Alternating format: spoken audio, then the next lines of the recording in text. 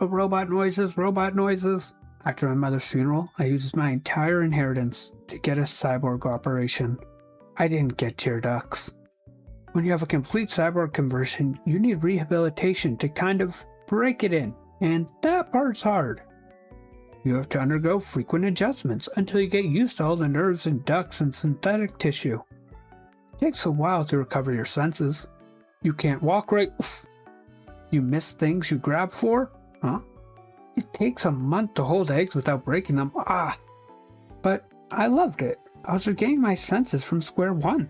Seeing flowers through mechanical eyes, feeling pain through synthetic skin, music, tasting, and the feeling of wind and sunshine. It was all fresh. Source, Eden, It's an Endless World. By Hikaru Endo, which I probably just butchered as a name. This is what I mean by gender-affirming surgery. I need this. I read this and I literally get the same dull ache of longing in my chest as when I was 12. Not the words to describe that I was trans. I was praying to God every night that I'd wake up the next morning magically as a girl. I was on a bus once and this guy tapped my knee and pointed out that we were the only two people not looking at our phones and then asked what I was thinking about. Sometimes when I'm having a bad day, I relive that moment when I saw his manic pixie dream girl hopes draining from his eyes and filling up with confusion and boredom. As I explained to him, I was thinking about which RuPaul Drag Race challenges Frankenfurter would perform best in, and locked him into a conversation until it was my stop. He clearly could not handle your levels of manic pixie dream girl. I love discovering new music.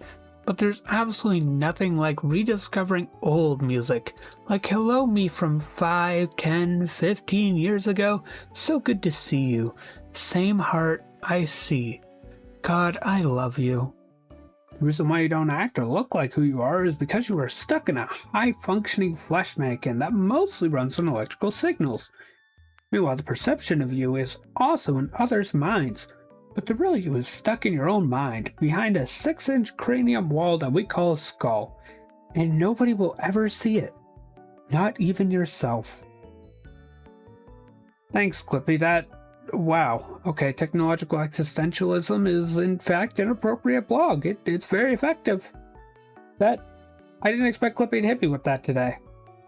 By the way, you will miss this in 5 to 10 years. Memory will smooth these circumstances down like a river stone, and you will find yourself longing for the shade of light or the moment of this particular innocence. You don't know what will happen next, and one day that will be the most alluring thing of all.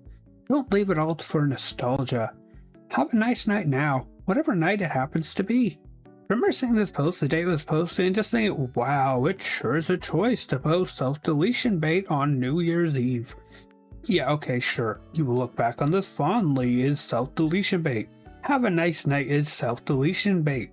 Frick it. Feeling psychopathic today. Might even smile at a stranger. They'll never catch me. It's funny how quickly you get desensitized to comic book nonsense like Mr. Sinister is an insane name for a fictional character. It's so goofy. But when I read his name, I'm like, this is not a laughing matter. We're talking about Cyclops' traumatic secret laser beam eyeball orphanage surgery backstory. Stop laughing! In my experience, the name starts mattering because of the actions of the character more than the name itself. Like Dr. Doom or whatever, Mr. Evil, like these are parody names. But then you look at what they've actually done and you can't help but feel like, wow, these guys are horrifying. And the name starts to actually work. It's the action behind the name that hits. Hey, are all animals dangerous? Every animal has the potential to be dangerous under certain circumstances. For instance, a dog could bite you, a moth could distract a UPS driver into plowing through your living room window, you could inhale and choke on an earthworm. Did Lemony Snicket write this? People say that the Spaniel is a gentle breed of dog, and yet when accelerated out of this railgun at 2,500 miles per second directly towards this group of orphans, I will never turn off reblogs for any of my posts because, damn it, getting corpse dragged around for years to come while your notifications painfully increase to no end as part of Tumblr tradition. Fair enough. I am a better hater because my hate always comes from a place of love and nuance. Many can't relate. I believe that's called constructive criticism, not hate. Unless they are just genuinely running up at hatred. We have seen that before. A real rarity and a real treat whenever we see you in action. Friendly reminder that yesterday my mom took me to Walmart. She left me alone in the toilet paper section. This guy started hitting on me and I said, "Sorry, I'm a lesbian." And he was like, oh my god, I'm sorry, I thought you were a boy. So it just spewed out my nose. Well, that was a plot twist, damn. The gays found each other. You're so entrenched in online discourse that it's starting to dilute your perception of what an actual problem is. One of the realest things someone has said on the internet. I'll tell you right now, I've seen this happen quite a bit in my comment section. In a way, it's kind of funny, but in another way, it's like, oh no, I have no idea what to do with this person. Even worse when I agree with them, and it's just like, oh, you're going about it the wrong way, though. Funniest thing about seeing Tumblr mentioned on other websites is that people are utterly confident that Tumblr is exactly as it was in 2012, like we're a bug trapped in amber. Saw someone on Reddit mention you gotta be careful making fun of Taylor Swift on Tumblr because the Swifties will get you. There are 8 Swifties on the site and they're playing dolls in their own corner. Careful, a social justice warrior will call you a poodler for saying that. Sir, we use exploding car hammers these days. In fact, exploding car hammers are a little dated. The fangirls are gonna hunt you down for insulting their fave. Most of the fangirls are men now. Hashtag most of the fanboys are women. And most of the fanboys are women. Reddit, you'll be hunted alive on Tumblr for the slightest social infraction.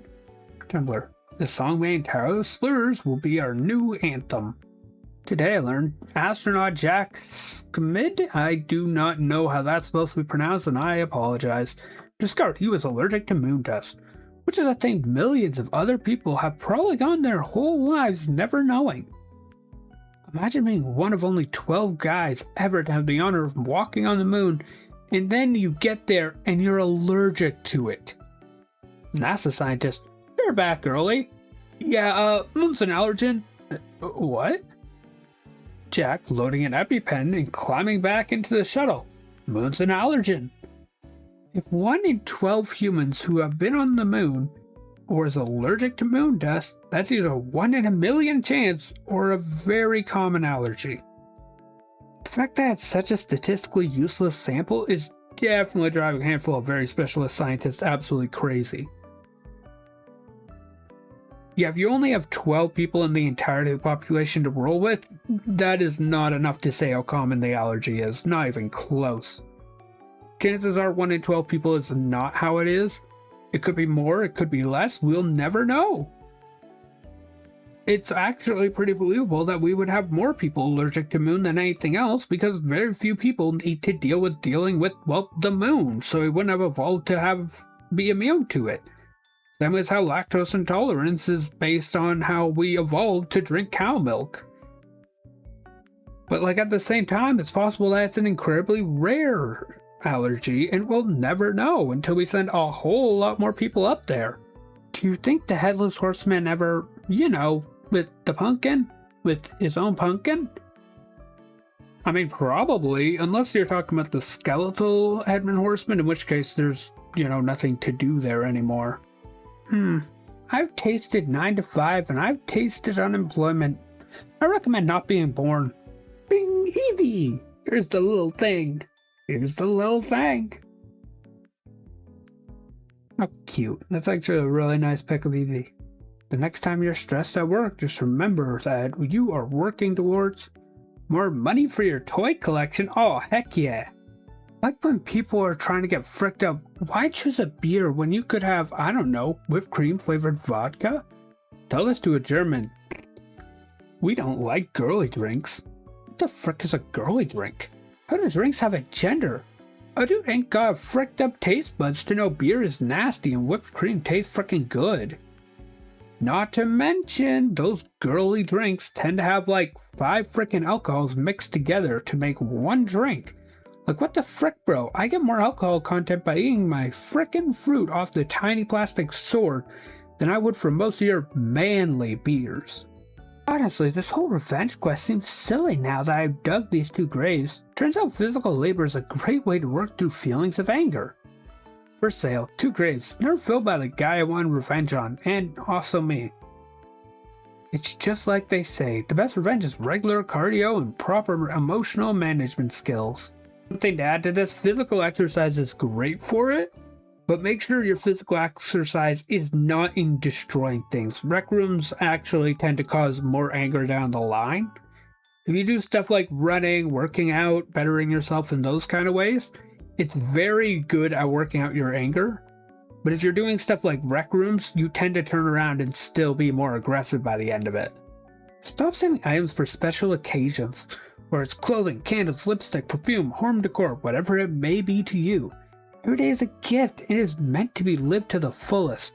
Your cherished items are meant to be used. We only have so much time on this earth, and we don't know how long it is. And in my experience, there are very few religions where if you die, whatever afterlife you go to, you get to keep your stuff.